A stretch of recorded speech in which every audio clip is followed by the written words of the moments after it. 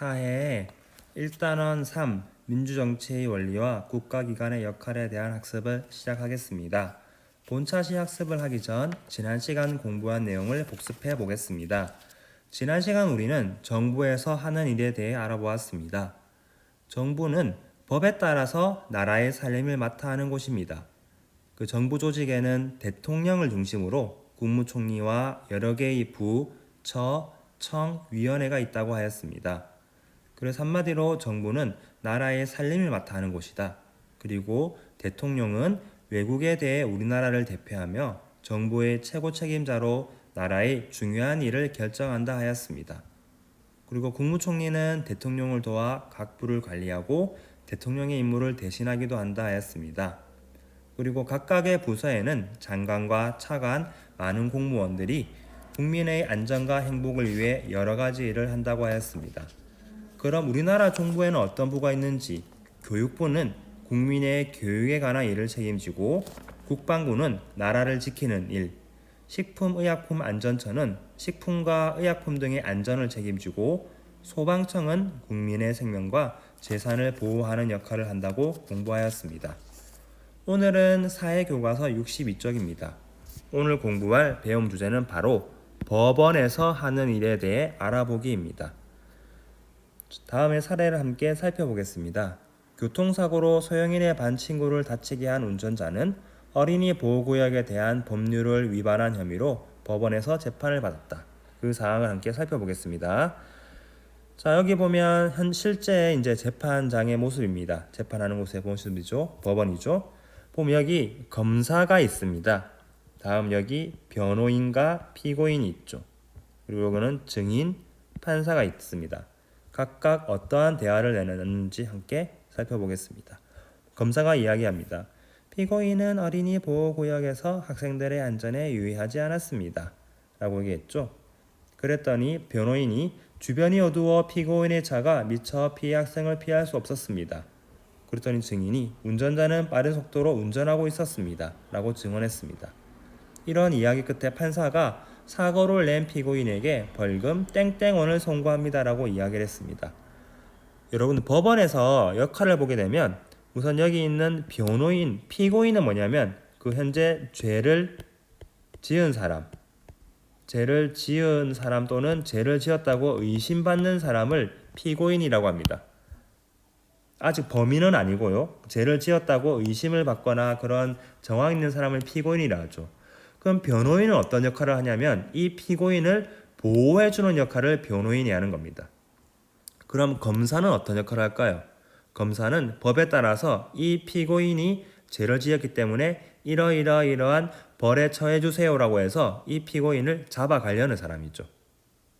그리고 증인은 이제 검사 편의 증인일 수도 있고 변호인 편의 증인일 수 있지만 자기가 본 것을 증언하는 사람이죠. 그럼 법원에서 가장 중요한 역할을 하는 판사는 이 검사의 말과 변호인의 말을 듣고 최종적으로 이 피고인에게 어떠한 무죄면 무죄, 죄가 없다, 유죄면 유죄라고 해서 판결을 내리는 사람입니다. 그래서 법원에서 가장 중요한 역할을 하는 사람은 누구일까요? 당연히 이곳에 있는 판사가 되겠죠. 그리고 유죄라 하더라도 그 사람이 감옥에 살지 아니면 벌금으로 할지 이 모든 것들을 결정하는 게 판사입니다. 그리고 판사를 보면 알겠지만 한 재판의 판사는 반드시 이렇게 3명이 있어요. 왜? 이 판결은 그 피고인에 대해서는 그 인생을 결정지을 매우 중요한 판결이기 때문에 한 사람의 잘못된 생각으로 판단되지 않게 항상 재판당 3사람의 판사를 두어서 서로가 협의해서 판결을 하라고 하고 있습니다. 자, 그럼 좀 더 구체적으로 법원에서 하는 일에 대해서 알아보겠습니다. 중요한 부분이니까 같이 밑줄을 그으고 살펴보겠습니다. 법원은 법에 따라 재판을 하는 곳이 바로 법원입니다. 쉽게 생각하면 재판을 하는 곳이에요. 그래서 사람들은 다툼이 생기거나 억울한 일을 당했을 때 재판으로 문제를 해결합니다. 그럼 법원에서 하는 일 첫 번째부터 살펴보겠습니다. 첫 번째는 바로 사람들 사이에 다툼을 해결해 줍니다. 가장 대표적으로 아파트 층간소음 때문에 너무 힘들다고 하는 아래층 사람과 일부러 그런 게 아니라 위층 사람이 있을 경우 판사는 누구에게 피해를 배상하세요. 사람들 사이에 사소한 다툼을 해결하는 것도 법원에서 하는 것입니다. 두 번째, 법을 지키지 않은 사람을 처벌합니다. 가장 많은 경우겠죠. 죄를 지은 사람에게 징역 몇 년을 선고한다. 이 사람은 징역은 이제 감옥에서 지내는 걸 얘기하거든요. 이 사람에게 이제 너는 죄가 있으니 감옥을 가세요. 이렇게 벌을 지키지 않은 사람을 처벌하는 거죠. 다음 세 번째 역할은 바로 개인과 국가, 지방자치단체 사이에 생긴 갈등을 해결해 준다는 겁니다. 그래서 사람들 사이의 갈등 말고도 뭐 나라와 국가 또는 뭐 서울과 우리 밀양과 서울, 밀양과 부산처럼 이 지역 자치단체 사이에 생긴 다양한 갈등을 해결해 주는 것도 이런 법원의 역할이 되겠습니다. 이것 말고도 다양한 법원이 하는 일이 더 있을 겁니다. 그래서 여러분이 해야 될 첫 번째 자기주도 학습 활동은 법원에서는 또 어떤 일을 하는지 그 사례를 여러분이 인터넷에 찾아서 한번 적어보도록 합니다. 다음 사회교과서 64쪽을 함께 살펴보도록 하겠습니다. 자, 중요한 부분이니까 함께 밑줄을 긋도록 하겠습니다. 자, 법은 모든 사람에게 공정하게 적용되어야 합니다. 공정한 재판으로 국민의 자유와 권리를 보장하고자 법원은 외부의 영향이나 간섭을 받지 않아야 합니다. 매우 중요한 부분이겠죠. 예를 들어 법원이 일부 힘이 센 대통령의 말을 들어서 잘못이 없는 사람에게 잘못이 있다라고 잘못된 판결을 내리면 안 되겠죠. 그래서 법원은 외부의 영향이나 간섭을 절대 받아서는 안 되는 거예요, 여러분들. 이 부분이 매우 중요한 거예요, 여러분들. 그리고 법관은 개인적인 의견이 아니라 헌법과 법률에 따라서 이 법관은 이제 판사를 얘기하죠. 공정하게 판결을 내려야 하는 것입니다. 이 과정에서 여러분들 재판도 사람이 하는 것이기 때문에 실수가 있을 수 있겠죠. 예를 들어 무죄인 사람에게 유죄를 내리는 경우도 있을 겁니다. 판사가 잘못 판단할 경우 그런 경우도 있을 거예요. 그렇게 억울한 사람이 생길 경우를 대비해서 국민이 매우 중요한 겁니다. 공정한 재판을 받을 수 있도록 한 사건에 원칙적으로 3번까지 재판을 받을 수 있는 3심 제도를 우리나라는 진행하고 있습니다. 무슨 말이냐? 내가 지나가다가 다른 사람과 부딪혀서 문제가 생겼다. 그럼 그 재판에 대해서 첫 번째 지방법원에서 첫 번째 재판을 합니다. 그런데 내가 실수로 부딪혔는데 100만 원의 벌금을 받게 됐어요. 너무너무 억울해서 재판을 다시 해주세요 할 경우 두 번째 고등법원이라는 곳에서 2차 재판을 하게 됩니다. 여기가 1차 재판, 2차 재판을 하게 되는 거죠.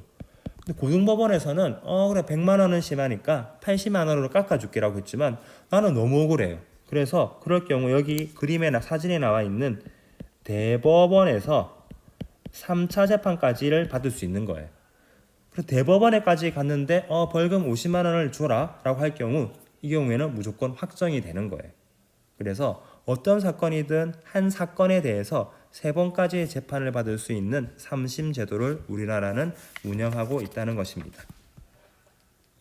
그리고 여기 나와 있는 헌법재판소는 이 헌법이 혹시라도 헌법이 어긋나지 않는지, 그 법이 어긋나지 않는지를 판단하고 되게 유명하죠. 박근혜 전 대통령이 탄핵된 곳에도 대통령이나 국무총리와 같은 높은 공무원이 큰 잘못을 저지르면 파면을 요구했죠. 이를 심판하는 것도 이런 헌법재판소에서 하는 겁니다. 우리나라에서 실제로 결국 이 대통령이 잘못되었다 파면을 요구했고 국회에서 여기 있는 헌법재판소에서 박근혜 전 대통령은 대통령으로서 파면한다라는 판결을 이 헌법재판소에서 내린 겁니다. 그만큼 매우 중요한 역할을 하는 곳이 법원이란 것이겠죠. 자, 그럼 오늘 여러분이 해야 될 자기주도 학습 활동 첫 번째는 좀 전에 안내했던 법원에서 어떤 일을 하는지 그 사례를 여러분이 조사해 보도록 합니다. 인터넷을 통해서 한번 조사해서 이 학습터 게시판에 적으면 되겠습니다. 두 번째 여러분이 해야 될 자기주도 학습 활동은 사회 1단원 이 학습터 단원평가 문제를 선생님이 내겠습니다. 그 문제를 여러분이 풀어보면 되겠습니다. 자, 그럼 지금부터 자기주도 학습 활동 시작하겠습니다. 뿅!